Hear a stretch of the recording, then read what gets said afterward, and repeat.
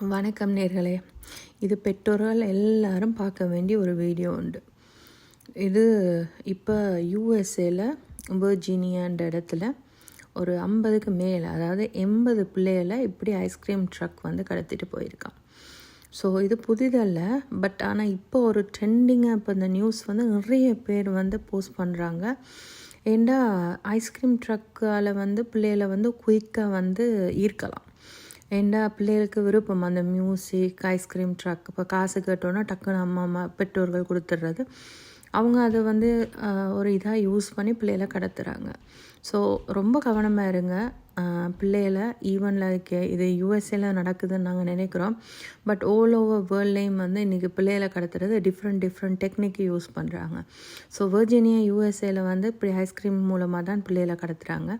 So ஒரு பெற்றோர் வந்து போஸ்ட் பண்ணியிருந்தாங்க எப்படின்னு சொன்னால், அந்த ஐஸ்கிரீம் ட்ரக்கில் பிள்ளைகளை கடத்தும் போது அந்த சத்தம் கேட்கக்கூடாதுன்றதுக்காக தான் மியூசிக் போட்டுட்டு போகிறாங்களாம். ஸோ உண்மையில் சேடான ஒரு விஷயந்தான். ஏண்டா இன்றைக்கி நாங்கள் நினைக்கிறோம் கேனடாவில் இல்லைன்னு. இப்போ கேனடாவில் டிஃப்ரெண்ட் வேல இன்றைக்கி வந்து பிள்ளைகளை கடத்துகிறாங்க. பட் வீடு ஒன்றும் என்றைக்கு இந்த மாதிரி ஐஸ்கிரீம் ட்ரக்கு இந்த மாதிரி இப்படி செய்கிறாங்கன்னு வீடு ஒன்றும். பட் இன்னொரு விஷயம் என்னென்னா, பிள்ளைகள் மிச்சம் நீங்கள் வந்து கவனமாக வச்சுருங்க. ஈவன் வந்து பெரிய பிள்ளைகள்னாலும், ஈவன் டீனேஜர் பிள்ளைகள்னாலுமே நீங்கள் வந்து பெற்றோர்கள் எப்போவும் அவங்க கூடயே இருங்க. இப்போ உதாரணத்துக்கு ஒரு பிள்ளை வந்து ஐஸ்கிரீம் வருது, ட்ரக் வருது, காசு தாங்கன்னு கேட்டுட்டு இப்போ அந்த பிள்ளைகள் போயிட்டு தனியாக வாங்குகிற அளவுக்கு வச்சுக்கலாம். நீங்களும் போங்க. ஈவன் கூட வாஷ்ரூம்லையும் கூட, ஈவன் பப்ளிக் வாஷ்ரூமில் நீங்கள் எங்கே போனாலும், ஏர்போர்ட்டோ எங்கேனாலும் பிள்ளைகளோட போங்க. ஈவன் அது டீனேஜர் பிள்ளையாக இருந்தாலும் பரவாயில்ல. ஏன்னா இப்போ வாஷ்ரூம்லையும் கூட வித்தியாசமான அந்த அப்யூஸுகள் நடக்குது.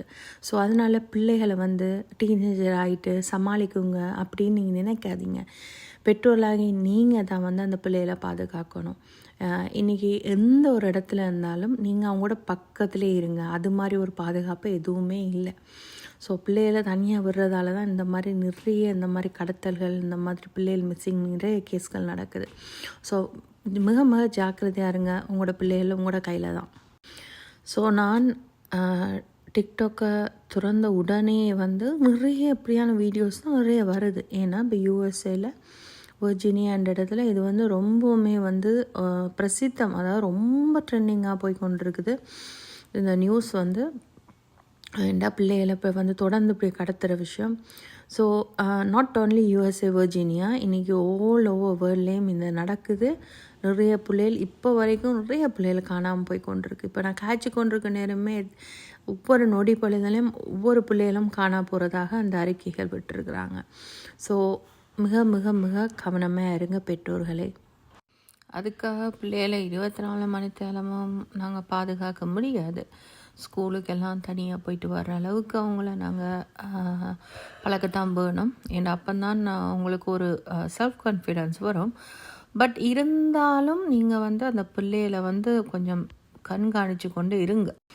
கடவுள் கொடுத்த அந்த பரிசை நாங்கள் நல்ல முறையில் நாங்கள் வந்து பாதுகாக்கணும், ஒரு பெற்றோட கடமை. ஸோ அதனால் எங்களால் முடிஞ்ச அளவு எங்களோட பிள்ளைகளை நாங்கள் பாதுகாப்போம்.